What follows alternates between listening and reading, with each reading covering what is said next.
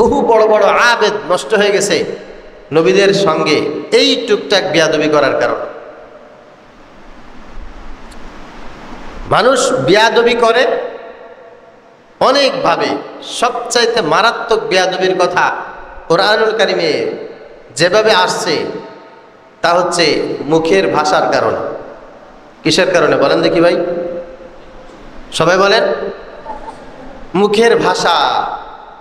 কওলাল লাইয়িনাল লাআল্লাহু ইয়াতাযাক্কারু আও ইয়াখশা। রাব্বি ইশরাহ লি সাদরি ওয়া ইয়াসসির লি আমরি আহলুল উকদাতাম মিন লিসানি ইয়াফকাহু কওলি। মুখের ভাষা নরম করার জন্য, মুখের ভাষার ভদ্রতার জন্য আল্লাহ পাক রব্বুল আলামিনের কাছে নবীরা পর্যন্ত চেয়েছেন, আল্লাহ আমার মুখের ভিতরে ভদ্রতা দান করেন, কোমলতা দান করেন, মুখের ভিতরে মিষ্টি আচরণ দান করেন। আমি যেন সবার সাথে ভদ্রতা বজায় রেখে চলতে পারি, আমি যেন মুরব্বী কারোর সাথে খারাপ আচরণ না করি, আমি যেন যে কথা বলা দরকার তার চাইতে বেশি একটা কথাও না বলি। নবীজি সাল্লাল্লাহু আলাইহি ওয়াসাল্লাম আল্লাহ পাক রব্বুল আলামিনের কাছে চেয়েছেন, হযরত ঈসা আলাইহিস সালাতু ওয়াস সালাম চেয়েছেন, হযরত মূসা আলাইহিস সালাতু ওয়াস সালাম আল্লাহর কাছে চেয়েছেন, আল্লাহ আমার মুখের ভিতরে যে কথাগুলি বলার শক্তি আপনি দিয়েছেন এই কথাগুলো যেন ভদ্রতার কথা বের হয়। আমার প্রিয় মুসল্লিনে কেরাম, আপনাদের ইমানদার যারা আছেন, মুসলমান যারা আছেন, নামাজের কারণে যত মানুষ জাহান্নামে না যাবে, ইমানদার মুসলমানেরা বেয়াদবির কারণে তার চাইতে বেশি জাহান্নামে যাবে। হজ না করার কারণে যত মানুষ জাহান্নামে যাবে তার চাইতে বেশি সংখ্যক মানুষ জাহান্নামে যাবে বেয়াদবির কারণে। যাকাত আদায় করার কারণে যত মানুষ জাহান্নামে যাবে তার চাইতে বেশি সংখ্যক মানুষ যাবে বেয়াদবির কারণে। হুজুর এটা কোনো কথা না? কথা তো। এখানে যারা আছি ভাই সবার উপরে কি নামাজ ফরজ? আরে কথা বলেন না, সবার উপর নামাজ ফরজ হয়েছে? এখানে যারা আছে সবার উপর নামাজ ফরজ আছে? সবার উপরে যাকাত ফরজ আছে? হজ ফরজ আছে? নাই তো। কিন্তু আদব বজায় রাখা প্রত্যেকের উপরে কি বলেন? কথা বলেন, বড় ফরজ। আমার এই এলাকার ভিতরে যারা আছে সবার উপরে যাকাত ফরজ, হজ ফরজ, কিন্তু ভদ্রতা, কথা বলেন, আপনি শিক্ষিত হইলেও ভদ্রতা আপনার উপরে ফরজ, মূর্খ হইলেও ভদ্রতা আপনার উপরে কি ফরজ। ভদ্রতা প্রত্যেকের জন্য, এটা এমন একটা নিয়ামত, প্রত্যেকের ভদ্র হতে হবে, প্রত্যেকের ভদ্র হতে হবে। বেয়াদবি করবেন তো আল্লাহর রহমত থেকে আপনার রশি ছিঁড়ে যাবে। একটা তাসবির দানা হাজার হাজার দানা হোক, 500 দানা হোক, 1000 দানা হোক, একটা তাসবির দানা এক জায়গাতে রশি ছিঁড়ে দেন, কি হবে? মুহূর্তের ভিতরে সব জোরে মাটিতে পড়ে যাবে। একজন বেয়াদব যত বড় আল্লাহওয়ালা হোক না কেন, যত বড় সম্পত্তিশালী হোক না কেন, যখনই বেয়াদবি করে তার আমলের রশি ছিঁড়ে যায়, ইমানের রশি ছিঁড়ে যায়, সঙ্গে সঙ্গে লোকটা ভস্ম হয়ে যায়, সব শেষ হয়ে যায়। আমরা কেন যেন দিন দিন সব বেয়াদব হয়ে যাচ্ছি, সব বেয়াদব হয়ে যাচ্ছে। ছাত্ররা উস্তাদের সাথে বেয়াদবি করে। আগে উস্তাদদেরকে যে সম্মান ছাত্ররা করত, আপনারা বলেন দেখি ছাত্ররা কি সেই সম্মান উস্তাদদেরকে এখন করে? কথা বলেন। একজন অভিভাবক যার ছেলে যার মেয়ে তার উস্তাদের কাছে পড়তো, সে অভিভাবকরা কি এখন উস্তাদকে সে সম্মান করে? লজ্জা পাচ্ছেন নাকি? করে? একজন মসজিদের ইমামকে যে সম্মান আগের মানুষ করতো এখন তা করে? এটা কিসের লক্ষণ ভাই? বেয়াদবের লক্ষণ। সবাই বলেন কিসের লক্ষণ? বেয়াদবের লক্ষণ। এজন্য বেয়াদবের কোনো পরিচয় নাই, ওর পরিচয় একটাই, ও বেয়াদব। আপনার মসজিদের ইমামকে ভালো লাগে না, আর এক মসজিদে চলে যাবেন, এটা আপনার জন্য সহজ। কিন্তু এই মসজিদের ইমামের সাথে বেয়াদবি করবেন, পৃথিবীর কোনো ধর্মগ্রন্থে কোনো সিস্টেমে কোনো অথরাইজে আপনাকে সেই অধিকার দেওয়া হয় নাই। হয়েছে নাকি? আপনার শিক্ষক ভালো লাগে না, আপনি শিক্ষক চেঞ্জ করে ফেলেন। আপনি শিক্ষকের কাছে ভালো লাগতেছে না, আরেকজন শিক্ষকের কাছে যান, তার কাছে পড়বেন। কিন্তু এই শিক্ষকের কাছে ভালো লাগে না বলে এই শিক্ষকের সাথে বেয়াদবি করবেন, এরকম কোনো অধিকার পৃথিবীর কোনো কনস্টিটিউশন আপনাকে দিয়েছে? কথা বলেন, দেয় না। একজন পিতার অনেক টাকা পয়সা আছে, তো পিতার কাছে সন্তান চায় না, না চেয়ে পাশের চাচা আছে বা একজন প্রতিবেশী আছে বা অচেনা একজন রাস্তার মানুষ, তার কাছে গিয়ে যদি সেই ছেলে চায় যে আঙ্কেল আমার একটা চকলেট কিনে দিবেন, তখন বাবা কি বলে? আহারে বেকুব, তোর বাবার কি পরিমাণ সম্পদ, তোর বাবার কত কিছু আছে, তোর বাবার কাছে একবার চাইলে তো বাবা তোর এই দোকান শুদ্ধ কিনে দিত। তোর বাবার কাছে না চেয়ে রাস্তার এক ভিখারির কাছে একটা চকলেট চাইছস, যে নিজেই খাইতে পারে না, সে তোরে কি দেবে? বাবা ছেলেকে এরকম তিরস্কার করবে কি করবে না? কথা বলেন, করবে। কারণ তোর তো পরের কাছে যাওয়া লাগে না, তুই আমার কাছে চা, দেখ আমি তোরে কি পরিমাণ দেই। তো বোকা ছেলে, আহম্মক ছেলে, অভদ্র ছেলে, অকৃতজ্ঞ ছেলে বাবার কাছে যায় না, যায় রাস্তার মানুষের কাছে।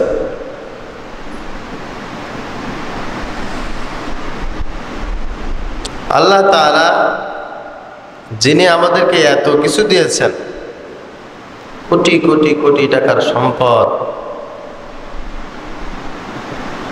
যার কোনো দাম কেউ দিতে পারবে না, এরকম সম্পদ আল্লাহ আমাকে দান করেছেন। আমার ব্রেন ভালো, আমি কথা বলতে পারি, আমার চোখ ভালো, আমার কান ভালো, আমার হার্ট ভালো, আমি ল্যাংড়া খোড়া না। এই আল্লাহ তাআলা এত নিয়ামত আমাকে দিয়েছেন, আল্লাহর কাছে এর চাইতে বড় নিয়ামত আছে না? কথা বলেন। এত কিছু দেওয়ার পর বান্দা যখন আরেকজনের কাছে হাত পাতে, আরেকজনের কাছে চায়, আল্লাহ তাআলা তখন বান্দাকে অন্যের হাওলা করে দেন। যা, এত কিছু দিলাম, তোর আল্লাহর এত কিছু আছে, তোর মালিকের এত কিছু আছে, তুই তোর মালিকের কাছে চাস না, অন্য লোকের কাছে চাস? বেকুব কোথাকার, যা। ওই লোকটার সব নিয়ামতগুলি, সব সম্পদগুলি অকেজ হয়ে যায়, কোনো কাজেই লাগে না, কোনো কাজেই লাগে না, কোনো কাজে লাগে না। তো বান্দার পার্থিব জগতের সকল সম্পদকে কাজে লাগানোর জন্য আল্লাহ পাক রব্বুল আলামিন বান্দার ভিতরে একটা জিনিস দিয়েছেন। এই জিনিসটার উত্তম ব্যবহার আল্লাহ পাক রব্বুল আলামিন আশা করেন। হোক ছোট, হোক বড়, হোক নারী, হোক পুরুষ, হোক শিক্ষিত, হোক অশিক্ষিত, প্রত্যেকের এই জিনিসটার বিষয়ে অত্যন্ত সতর্কতা জরুরি। আল্লাহ পাক রব্বুল আলামিন এটা পছন্দ করেন না যে বান্দা এই জিনিসটার অপব্যবহার করুক। সেই বিষয়ে সামান্য কিছু কথা হবে ইনশাআল্লাহ। আল্লাহ তাআলা কোরআনুল কারীমের কয়েকটি জায়গায় এই বিষয়ে আমাদেরকে তালিম দিয়েছেন। তার ভিতরে কোরআনুল কারীমের কিছু আয়াত সাক্ষী। আমি একটি আয়াত তেলাওয়াত করেছি। আল্লাহ পাক রব্বুল আলামিন বলছেন, ইয়া আইয়ুহাল্লাযীনা আমানু লা তাকুলু রাঈনা ওয়া কুলু যুরনা ওয়াসমাউ ওয়ালিল কাফিরিনা আযাবুন আলীম। আগেই বলেন সুবহানাল্লাহ। নবীজি সাল্লাল্লাহু আলাইহি ওয়াসাল্লাম মসজিদের ভিতরে বসে আছেন। যারা সামনে নবীজির সামনে বসা, কেউ ডানেও তাকায় না, বামেও তাকায় না, পিছনেও তাকায় না, উপরেও খেয়াল করে না, সবাই রাসূলের দিকে তাকিয়ে আছে। এটা ছিল সাহাবীদের ভদ্রতা, সাহাবীদের আদব। নবীজি যদি সাহাবীদের সামনে থাকতেন, পিছনে যদি কিয়ামত হয়ে যেত, কেউ নবীজির থেকে চোখ ডানেও সরাইতো না, বামেও সরাইতো না। সুবহানাল্লাহ।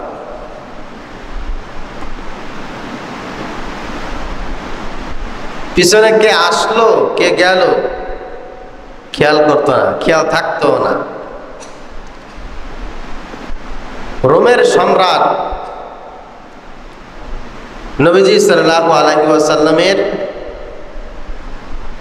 তিরোধানের পর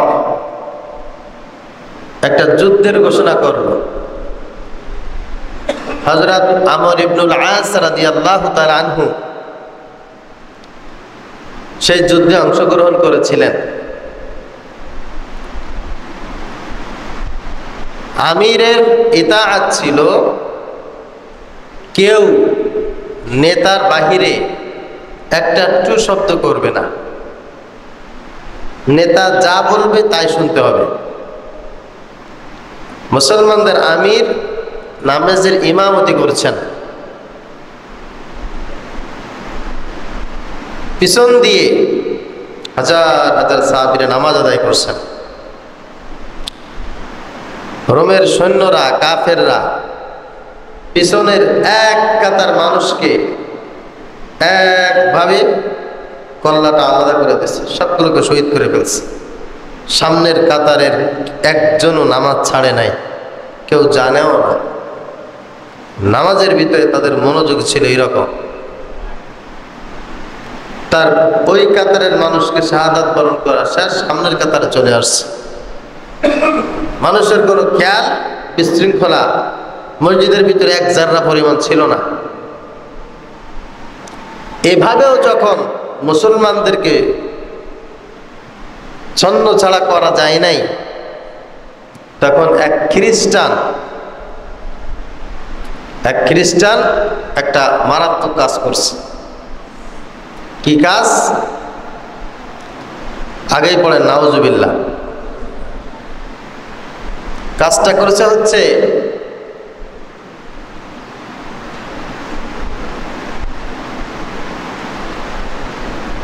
তাদের ধর্মের নবী ঈসা আলাইহিস সালামের মূর্তি বানাইছে, বিশাল বড় একটা মূর্তি। মূর্তিটা কার? ঈসা নবীর। তারা যেভাবে পারে আর কি। বানানোর পর রাতের বেলা ওই খ্রিস্টান ওই মূর্তির নাক ভেঙে ফেলছে। পরের দিন মুসলমানদের যিনি লিডার ছিলেন তার কাছে এসে বিচার দিছে যে আপনাদের ভিতর দিকে আল্লাহ নবীর কোন একজন সাহাবী আমাদের ঈসা নবীর মূর্তির নাক ভেঙে ফেলছে, নাক কেটে দিছে। জিজ্ঞাসা করছে, এই আল্লাহর নবীর সাহাবীরা, মুসলমানেরা, এই কাজ কে করছো?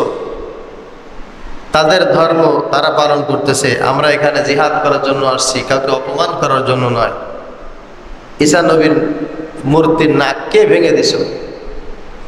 সব মুসলমানেরা মাথা চুপ, বলে আমরা ভাঙি নাই, আমরা ভাঙি নাই। তখন খ্রিস্টানদের পাদ্রী বলতেছে, তোমাদের মুসলমানদের ভিতরে যেহেতু কেউ স্বীকার করে নাই, সেহেতু এইটার প্রতিশোধ আমরা নেব। কি প্রতিশোধ?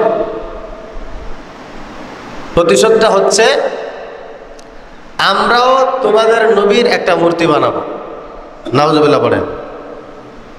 সব মানুষকে ডেকে লক্ষ লক্ষ মানুষের সামনে তোমাদের নবীর মূর্তির নাক আমরা ভেঙে দেব। প্রতিশোধ সমান সমান। আর যে স্বীকার করবে যে আমি মূর্তি ভেঙেছি, আমরা শুধুমাত্র তাকে ডেকে তার নাকটা কেটে দেব। এটা হচ্ছে বিচার, আর কোনো বিচার নাই। তো মুসলমানরা তো সবাই মাথা নিচু করেছে। আসলে তো মুসলমানরা কেউ সেই মূর্তির নাক ভাঙে নাই। হাজার হাজার মানুষ নবীর মূর্তি বানাবে, মূর্তি বানায় নবীর মূর্তির নাক ভাঙবে। এটা নবীর প্রতি সম্মান নাকি অসম্মান? অসম্মান। তখন হযরত আমর ইবনুল আস রাদিয়াল্লাহু তাআলা আনহু দাঁড়িয়েছে, দাঁড়ায় বলতেছে, বাদশা নামদার, আমি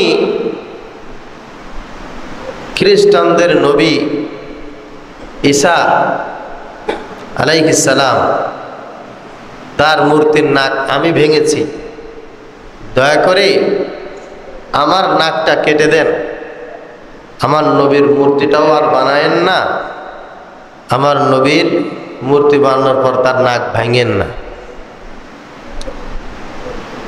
এই কথা বলে আমর ইবনুল আস রাদিয়াল্লাহু তাআলা আনহু সামনে চলে আসছে।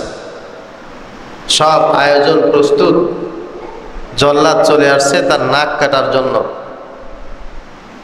তখন তাকে জিজ্ঞাসা করা হচ্ছে যে তুমি কেন নাক ভেঙেছ, আর তুমি তোমার তাজা নাক কেন বিসর্জন দিচ্ছ? তখন তিনি উত্তর দিয়েছেন, আমি কেন ভেঙেছি আমি জানি না, তবে আমি এতটুকু জানি, এই হাজারো লাখ মানুষের সামনে আমার নবীর মূর্তি তৈরি করা হবে, আমার নবীর মূর্তির নাক ভাঙা হবে, এতে আমার অনেক কষ্ট লাগবে, তার চাইতে লক্ষ কোটি গুণ বেশি কষ্ট কম লাগবে আমার নিজের নাক কেটে দিতে। এই জন্য আমি চাই আমার নবী তার সম্মানে থাকুক, তার সম্মান যেন ক্ষুণ্ণ না হয়। আমি আমর ইবনুল আস আমার নাক যেন কাটা যায়। এই কথা শোনার পর যেই খ্রিস্টান পাদ্রী ওই মূর্তির নাক ভেঙেছিল মুসলমানদেরকে অপমান করার জন্য, সাথে সাথে সেই পাদ্রী দাঁড়িয়ে তার এই ভাঙা নাক হাতের ভিতরে নিয়ে বলতেছে, বাদশা নামদার, এদের ইমানের কাছে, ভদ্রতার কাছে, এদের আদবের কাছে আমার মা বাবা সব কিছু কুরবান হয়ে যাক, এই কাজ মুসলমানরা করে নাই, এই কাজ আমি করেছি তাদেরকে অপবাদ দেওয়ার জন্য। কিন্তু তারা যে তাদের লিডারকে, নবীকে এত মহাব্বত করে, একটা মাটির নাক ভাঙবে এটা পছন্দ করে না, নিজের তাজা নাক বিসর্জন দিতে চায়। এই জন্য আমি অভিভূত হয়েছি, নাক আমি ভেঙেছি, আমার জেলে দেন, ফাঁসি দেন, যা হবে আমার হোক, মুসলমানদের এই ভালোবাসা জীবিত থাকুক। এইটা নবীর প্রতি ভালোবাসা, শ্রদ্ধা, ভদ্রতা। আল্লাহ পাক রব্বুল আলামিন এই আয়াতের ভিতরে বলছেন, নবীজি বসে আছেন, একজন পিছন থেকে বলছেন, ইয়া মুহাম্মদ, আমার একটা কথা শোনেন। কি বলছেন? ইয়া মুহাম্মদ, আমার একটা কথা শোনেন, আমার দিকে একটু তাকান। আল্লাহ পাক রব্বুল আলামিন এই কথাটা সহ্য করেন নাই। আল্লাহ তাআলা কুরআন কারীমের আয়াত নাযিল করে বলছেন, ইয়া আইয়ুহাল্লাযীনা আমানু, হে ঈমানদারগণ, লা তাকুলু রাঈনা, তোমরা কখনো তোমাদের নবীর সামনে এই কথা বলবে না, হে নবী আমার একটা কথা আছে, আমার কথাটা একটু শোনেন, আমার দিকে একটু তাকান, আমার দিকে তাকান। এই কথা তোমরা বলবে না, নবীকে এই কথা বলা যায় না, আমার দিকে তাকান, এই কথা বলা যায় না। আকুলু যুরনা ওয়াসমাউ,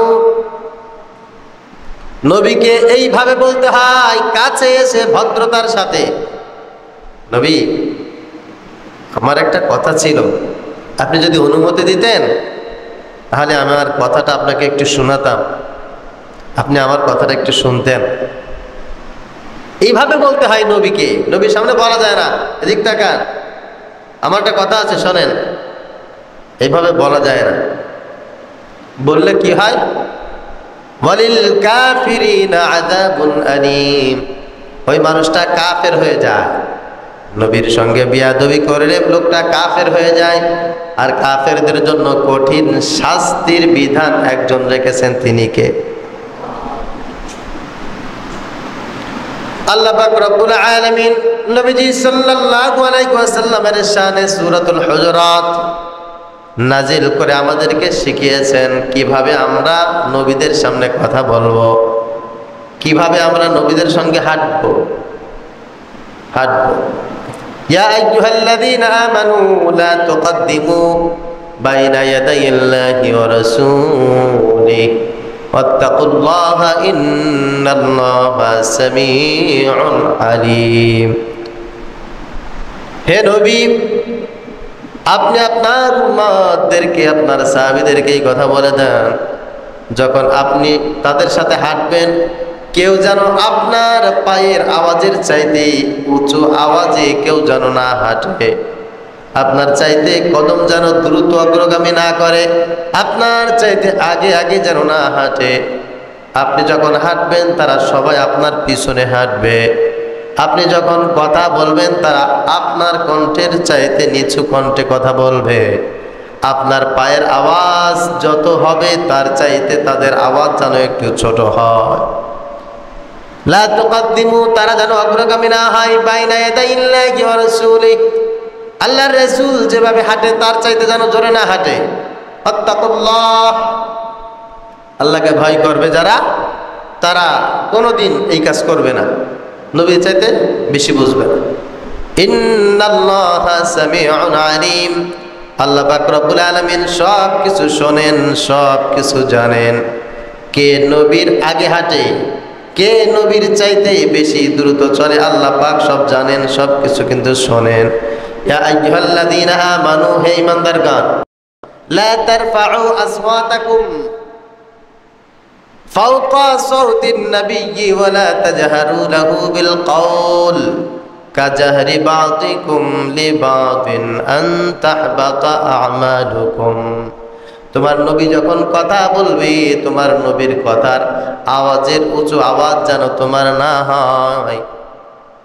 যদি হয়ে যায়, ওয়ালা তাজহারু লাহু বিল কওল, যদি হয়ে যায়, কিভাবে হয়ে যায়? কাজাহরি বাযিকুম লিবাযিন, যেভাবে তোমার ভাইয়ের সঙ্গে কথা বলো, যেভাবে বাবার সঙ্গে, চাচার সঙ্গে, বন্ধু বান্ধবের সঙ্গে কথা বলো, এইভাবে কথাটা যদি নবীর সাথে হয়ে যায়, আনতাহবাতা আমালুকুম, তোমার জীবনের সব আমলগুলো নষ্ট করে দেবেন কে? ইন্নাল্লাযীনা ইয়াগুদ্দুনা আসওয়াতাহুম ইনদা রাসূলিল্লাহ উলাইকাল্লাযীনা ইমতাহানাল্লাহু কুলুবাহুম লিত্তাকওয়া। আল্লাহ পাক রব্বুল আলামিন বলেন, যারা আল্লাহ রাসূলের চাইতে উঁচু আওয়াজে কথা বলে। নবী আছে এখানে, নবীর কণ্ঠের আওয়াজ নাই, তার মানে কারোর কণ্ঠে কোনো আওয়াজ থাকতে পারবে? কথা বলেন। মসজিদের ভিতরে নবীজি সাল্লাল্লাহু আলাইহি সাল্লাম আছেন, কথা বলার একমাত্র অধিকার তার, তিনি ছাড়া মসজিদে আর কেউ কথা বলতে পারবেন না। মজলিসে আমার রাসূল সাল্লাল্লাহু আলাইহি সাল্লাম আছেন, ওই মজলিসে কথা বলার একমাত্র অধিকার মুহাম্মদুর রাসূলুল্লাহ সাল্লাল্লাহু আলাইহি সাল্লাম। আর ওই ব্যক্তি কথা বলতে পারবে যে ব্যক্তিকে নবীজি সাল্লাল্লাহু আলাইহি সাল্লাম অনুমতি দেবেন। এই ছাড়া মজলিসে আর কেউ কথা বলতে পারবে না, এই ছাড়া মজলিসে আর কেউ কোনো আওয়াজ করতে পারবে না। এটা কি আমার কথা না আল্লাহর কথা? উলাইকাল্লাযীনা ইমতাহানাল্লাহু কুলুবাহুম লিত্তাকওয়া। আর আল্লাহ পাক রব্বুল আলামিন এইভাবেই তোমাদের কলবের পরীক্ষা নিচ্ছেন। পরীক্ষাটা আল্লাহ তাআলা এইভাবেই সাজিয়েছেন, এভাবেই সাজিয়েছেন। অনেক বড় বড় এমপি, মন্ত্রী, লিডার, মক্কার বড় বড় বিশাল বড় বড় কুরাইশের নেতা ছিল, কোনোদিন নবীজি সাল্লাল্লাহু আলাইহি সাল্লামের সামনে এসে কথা বলতে পারেন নাই।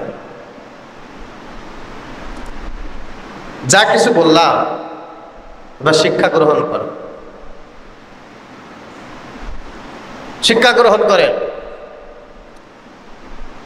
বহু বড় বড় আবেদ নষ্ট হয়ে গেছে নবীদের সঙ্গে এই টুকটাক বিয়াদবি করার কারণে। মানুষ বিয়াদবি করে অনেকভাবে সবচাইতে মারাত্মক বেয়াদবির কথা কোরআনুল কারিমে যেভাবে আসছে তা হচ্ছে মুখের ভাষার কারণে। কিসের কারণে বলেন দেখি ভাই, সবাই বলেন। মুখের ভাষা।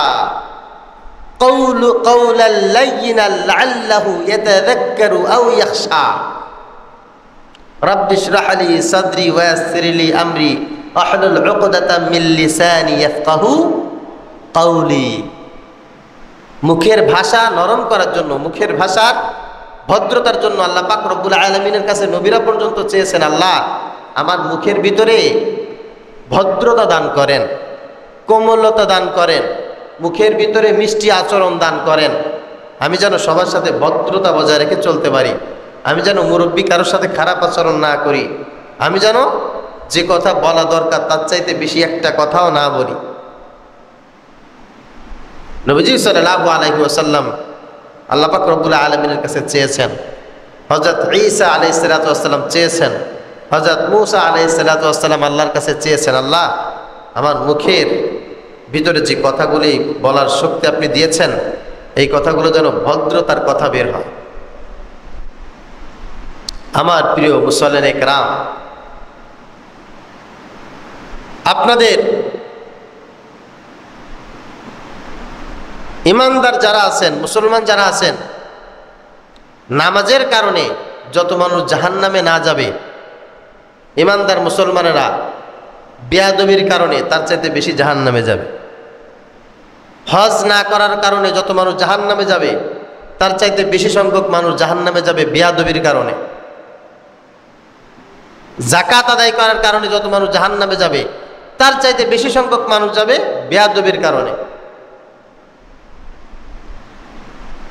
হুজুর এটা কোনো কথা? না, কথা তো।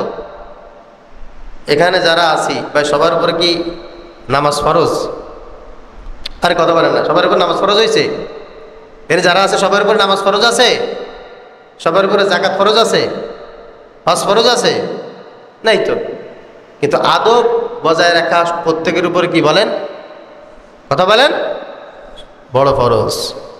আমার এই এলাকার ভিতরে যারা আছে সবার উপরে যাকাত ফরজ, হজ ফরজ, কিন্তু ভদ্রতা, কথা বলেন, আপনি শিক্ষিত হইলেও ভদ্রতা আপনার উপরে ফরজ, মূর্খ হইলেও ভদ্রতা আপনার উপরে কি ফরজ। ভদ্রতা প্রত্যেকের জন্য, এটা এমন একটা নিয়ামত, প্রত্যেকের ভদ্র হতে হবে, প্রত্যেকের ভদ্র হতে হবে। বেয়াদবি করবেন তো আল্লাহর রহমত থেকে আপনার রশি ছিঁড়ে যাবে। একটা তাসবির দানা হাজার হাজার দানা হোক, 500 দানা হোক, 1000 দানা হোক, একটা তাসবির দানা এক জায়গাতে রশি ছিঁড়ে দেন, কি হবে? মুহূর্তের ভিতরে সব জোরে মাটিতে পড়ে যাবে। একজন বেয়াদব যত বড় আল্লাহওয়ালা হোক না কেন, যত বড় সম্পত্তিশালী হোক না কেন, যখনই বেয়াদবি করে তার আমলের রশি ছিঁড়ে যায়, ইমানের রশি ছিঁড়ে যায়, সঙ্গে সঙ্গে লোকটা ভস্ম হয়ে যায়, সব শেষ হয়ে যায়। আমরা কেন যেন দিন দিন সব বেয়াদব হয়ে যাচ্ছি, সব বেয়াদব হয়ে যাচ্ছে। ছাত্ররা উস্তাদের সাথে বেয়াদবি করে। আগে উস্তাদদেরকে যে সম্মান ছাত্ররা করত, আপনারা বলেন দেখি ছাত্ররা কি সেই সম্মান উস্তাদদেরকে এখন করে? কথা বলেন। একজন অভিভাবক যার ছেলে যার মেয়ে তার উস্তাদের কাছে পড়তো, সে অভিভাবকরা কি এখন উস্তাদকে সে সম্মান করে? লজ্জা পাচ্ছেন নাকি? করে? একজন মসজিদের ইমামকে যে সম্মান আগের মানুষ করতো এখন তা করে? এটা কিসের লক্ষণ ভাই? বেয়াদবের লক্ষণ। সবাই বলেন কিসের লক্ষণ? বেয়াদবের লক্ষণ। এজন্য বেয়াদবের কোনো পরিচয় নাই, ওর পরিচয় একটাই, ও বেয়াদব। আপনার মসজিদের ইমামকে ভালো লাগে না, আর এক মসজিদে চলে যাবেন, এটা আপনার জন্য সহজ। কিন্তু এই মসজিদের ইমামের সাথে বেয়াদবি করবেন, পৃথিবীর কোনো ধর্মগ্রন্থে, কোনো সিস্টেমে, কোনো অথরাইজে আপনাকে সেই অধিকার দেওয়া হয় নাই। হয়েছে নাকি? আপনার শিক্ষক ভালো লাগে না, আপনি শিক্ষক চেঞ্জ করে ফেলেন, আপনি শিক্ষকের কাছে ভালো লাগতেছে না, আর একজন শিক্ষকের কাছে যান, তার কাছে পড়বেন। কিন্তু এই শিক্ষকের কাছে ভালো লাগে না বলে এই শিক্ষকের সাথে বেয়াদবি করবেন, এরকম কোনো অধিকার পৃথিবীর কোনো কনস্টিটিউশন আপনাকে দিয়েছে? কথা বলেন, দেয় না, দেয় না।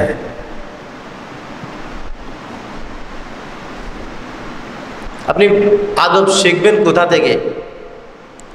আদব শিখবেন কোথা থেকে? যাদের কাছ থেকে মানুষ আদব শিখবে পৃথিবীতে, একজন হচ্ছে মুহাম্মদুর রাসূলুল্লাহ সাল্লাল্লাহু আলাইহি সাল্লাম। নবীজি সাল্লাল্লাহু আলাইহি সাল্লাম বলেছেন, আল্লামানি রাব্বি ফাআহসানা তা'লিমি। আমাকে আল্লাহ পাক রব্বুল আলামিন আদব শিখিয়েছেন। সুবহানাল্লাহ। নবীজিকে আদব শিখিয়েছেন কে? ফাআহসানা তা'লিমি। আর আমার আল্লাহর চাইতে উত্তম তালিম আমাকে কেউ দিতে পারে নাই। নবীজি সাল্লাল্লাহু আলাইহি সাল্লাম আদব শিখেছেন, ইলম শিখেছেন, আল্লাহ পাক শিখিয়েছেন। হযরত আব্বাস রাদিয়াল্লাহু তাআলা আনহু নবীজির চাচা ছিলেন, আপন চাচা। হযরত আব্বাস রাদিয়াল্লাহু তাআলা আনহু বসে আছেন, নবীজি বসে আছেন। একজনে জিজ্ঞাসা করছেন, ইয়া রাসূলুল্লাহ, একটা কথা জানতে পারি? জিজ্ঞাসা করব? নবীজি বললেন, হ্যাঁ জিজ্ঞাসা করো। বলে, আপনার চাচা বেশি দামি, আপনার চাচা বেশি বড় নাকি আপনি বড়? আপনাদের কাছে কি মনে হয়, নবীজি বড় নাকি তার চাচা বড়? উত্তর দেন। নবীজি সাল্লাল্লাহু আলাইহি সাল্লামের কাছে জিজ্ঞাসা করা হচ্ছে তার চাচার সামনে। তার চাচা হযরত আব্বাস, মুরব্বী, বয়সে বড়। এখানে আরেকটা কথা বলে রাখি আমি, সেটা হচ্ছে অনেক মুরব্বী আছে, দাড়ি পেকে গেছে, দাদা হয়েছে, নানা হয়েছে, তার ভারে কোনো মানুষ তার সাথে কথাই বলতে পারে না। উনি বয়সে একটু বড়, মনে হচ্ছে দুনিয়ার সব ক্রেডিট উনার। যারা বয়সে বড় আছেন, খুব বিনয়ের সাথে বলছি, আপনারা সবসময় মাথা নিচু করে ছোট হয়ে থাকবেন।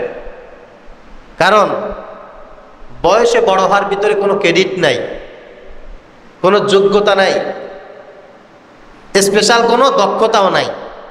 আপনি বয়সে বড়, এটাকে আপনি পৃথিবীতে আগে আসছেন নাকি আল্লাহ আগে পাঠাইছে আপনাকে? বুঝেন নাই? আল্লাহ আপনাকে আগে পাঠাইছেন নাকি আপনি আগে আসছেন? যদি আগে আসা যেত তাহলে আমি আগে আসতাম, আপনি পরে আসতেন, আপনার আগেও আমি আসতাম। তো পৃথিবীতে কোন মানুষটা কখন আসবে এটা কি আপনার সিদ্ধান্ত, আমার সিদ্ধান্ত, না আল্লাহর সিদ্ধান্ত? এই জন্য মুরব্বী যারা আছেন তারা মনে মনে ভাববেন যে আমাকে আল্লাহ আগে পাঠাইছে, এতে আমার কোনো ক্রেডিট নাই। হয়তোবা আমাকে দিয়ে আগে আগে কোনো কাজ আল্লাহর করানোর ইচ্ছা ছিল, আমি করতে পারি নাই, এই জন্য আমি লজ্জিত। আর যারা ছোট আছেন, আপনি চিন্তা করবেন উনি পৃথিবীতে আগে আসছেন, তার মানে নেকির কাজ, ভালো কাজ উনি অনেক বেশি করেছেন, আমার চাইতে অনেক বেশি করেছেন, এই জন্য ওনাকে সম্মান করতে হবে। মনে থাকবে ইনশাআল্লাহ। তো অনেকে আছে না, বয়সে বড় হওয়ার কারণে এমন ভাবসাব দেখায় কেমন যেন দুনিয়ার সব সে একাই জানে, আর কেউ কিছু জানে না। এরকম আছে না নাই? বড় হওয়ার কৃতিত্ব হচ্ছে কর্মে যে বড় সে, কর্মে যে বড় সে। আপনার বয়স কত? 100 বছর। ওই মোড়ে যায় দেখেন 200 বছরের একটা বট গাছ আছে। তো বয়সও যদি সম্মানিত সে হতো, তাহলে ওই বট গাছের সম্মান তো আপনার চাইতে বেশি। বয়সে বড় হওয়ার কারণে যদি সব সম্মান পাওয়া যায়, তাহলে বট গাছটা দোষ করছে কি? একটা আম গাছের বয়স আছে, আমি সাতক্ষীরায় গেছিলাম, 7 বিঘা নিয়ে একটা বট গাছ, 1000 বছরের উপরে মনে হয় সেই বট গাছের বয়স। তো বয়সে বড় হওয়ার কারণে যদি কাউকে সম্মান করতে হয়, তাহলে তো ওই বট গাছের সম্মান সবচাইতে বেশি প্রাপ্য, ঠিক কি না? না, বয়সে বড় হওয়ার ভিতরে কোনো কৃতিত্ব নেই। কৃতিত্ব হচ্ছে কর্মে বড় হওয়ার কারণে। আপনার বয়স 100, তাতে কি হয়েছে? যার বয়স 20 বছর, সে যদি পৃথিবীতে অনেক ভালো কাজ করে থাকে, অনেক খেদমত করে থাকে, আপনার চাইতে 1000 কোটি গুণ বেশি সম্মান সেই ব্যক্তির প্রাপ্য।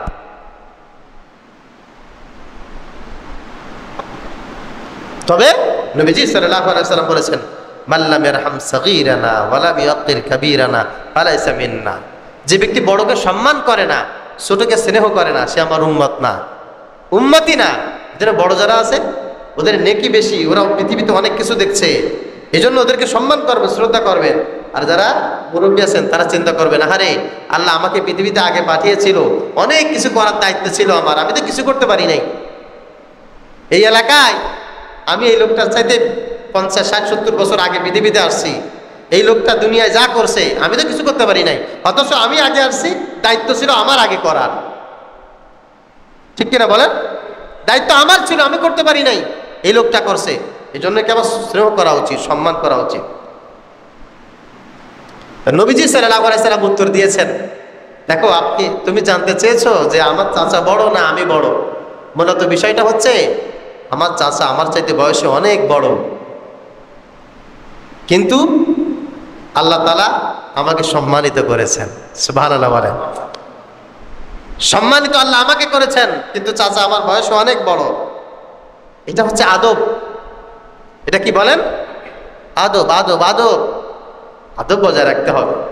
আমি যে কথাগুলো বলেছি, আল্লাহ পাক রব্বুল আলামিন আমাদেরকে আদব শিখিয়েছেন। বিশ্বাস করেন বর্তমানে মানুষের ভিতরে এই জিনিসটার এত বেশি ঘাটতি। বাচ্চা আমার কাছে পড়ে, আমি আমার মাকে, আমার আব্বা তো আসলে খুব সহজ সরল মানুষ ছিল, আপনারা জানেন। আমার আব্বা, আমি যত জায়গায় পড়াশোনা করেছি, 2-1 বার গেলে গেছে, না গেলে না গেছে, যায় না, এটাই ঠিক। আমার কোনো উস্তাদের সাথে কথা বললে আমার মা কথা বলতেন, মাদ্রাসায় গেলে আমার মাই যাইতেন।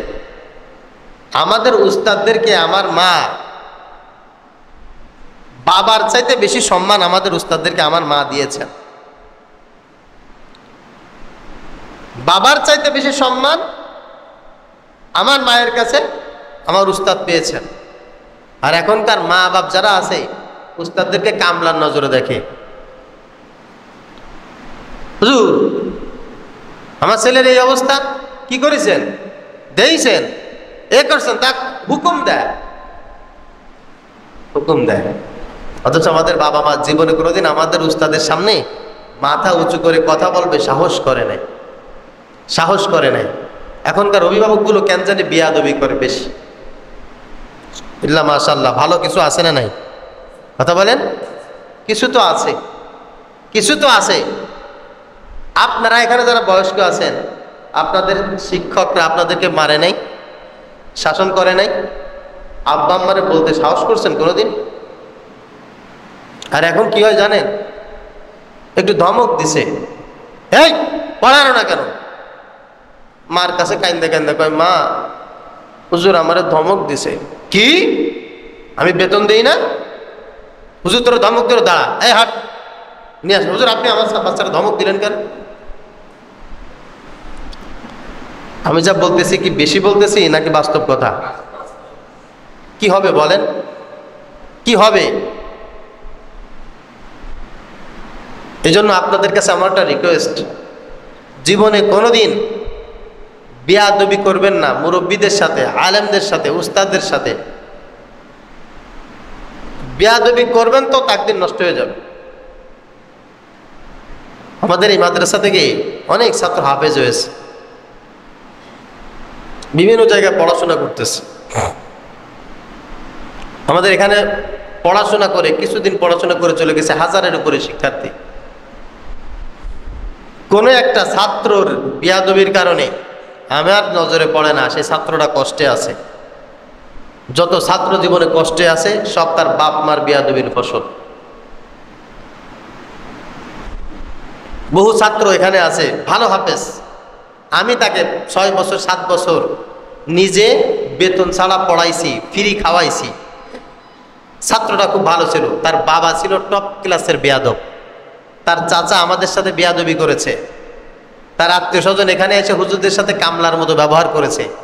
সেই ছাত্র এখন সিগারেট খায়, ভ্যান চালায়। আপনাদের পরিচিত, খোঁজ করে দেখবেন। বাগান থেকে ধরে আনছিলাম, গুল খাইতো, গাছে গাছে থাকতো, এখানে আইনা হাফেজি পড়াইছি। তার বাপ এমন বেয়াদবি করছে উস্তাদের সাথে, তার মা এমন খারাপ আচরণ করছে, সেই ছেলেটা এখন ওয়ার্কশপে কাজ করে, দিন মজুর, রাজের জুগাল দেয়। ছাত্রদের বেয়াদবি মনে থাকে না, ছাত্ররা ওইখানে তো সবসময় দুষ্টমি করে, ঠিক কিনা? পোলাপানের কাজ কি বলেন? দুষ্টমি করা, দুষ্টমি করবে, ওস্তাদ শাসন করবে, ঠিক হয়ে যাবে।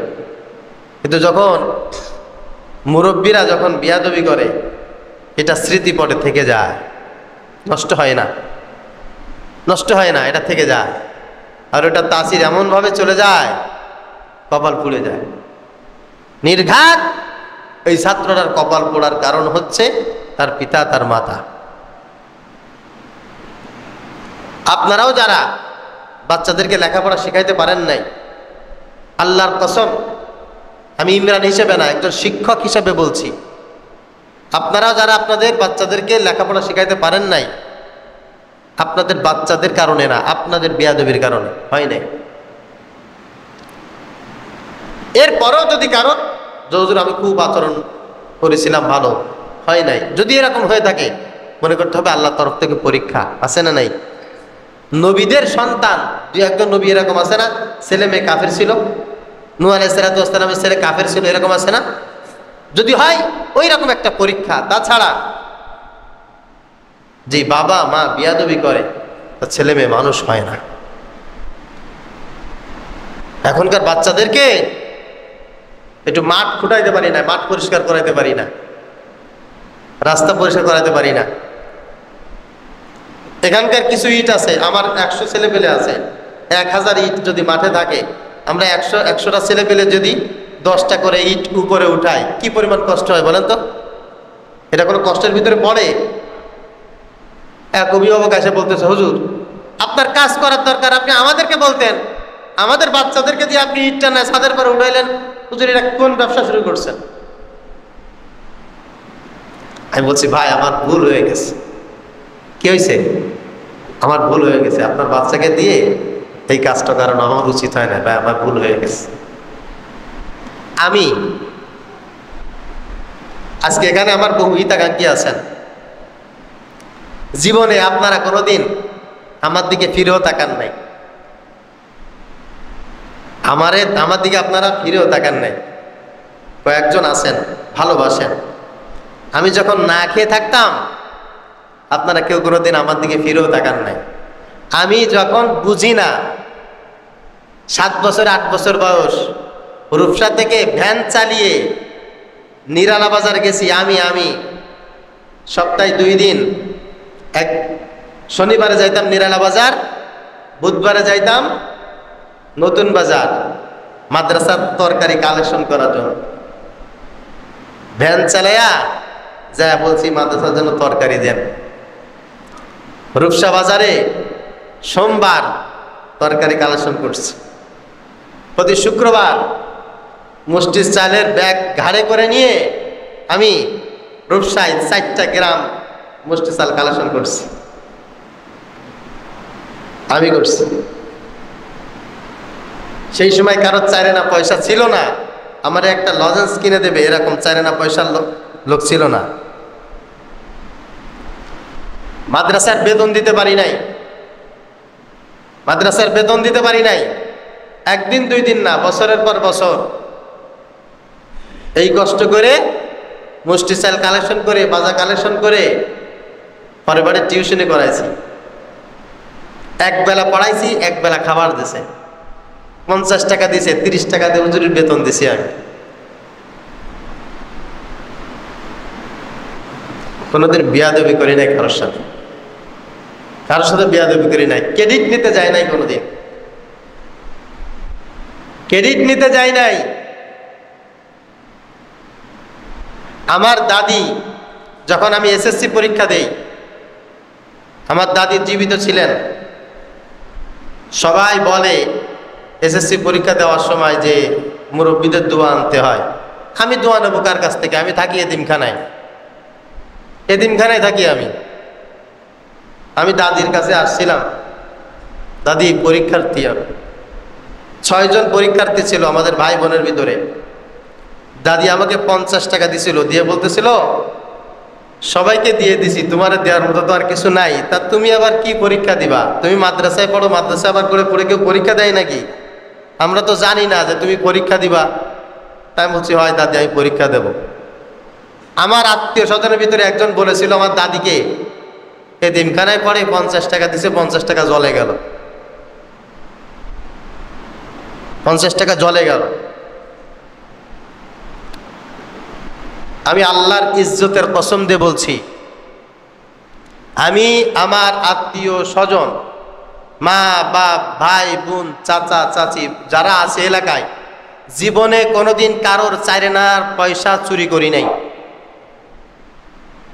আমি কোনোদিন জীবনে কোনোদিন কারোর গাছের একটা সুবরি চুরি করি নাই, একটা নারকেল চুরি করি নাই, আল্লাহর কসম। কোনোদিন কোনো বাঁশের ঝাড়ের একটা বাঁশ চুরি করি নাই। আমার দাদার যা ছিল এলাকার কোনো মানুষের ছিল না। আমি জানা সত্ত্বে কারোর চাইরেনা পয়সার ক্ষতি করি নাই। আল্লাহর ইজ্জতের কসম, আমার আল্লাহর সাক্ষী।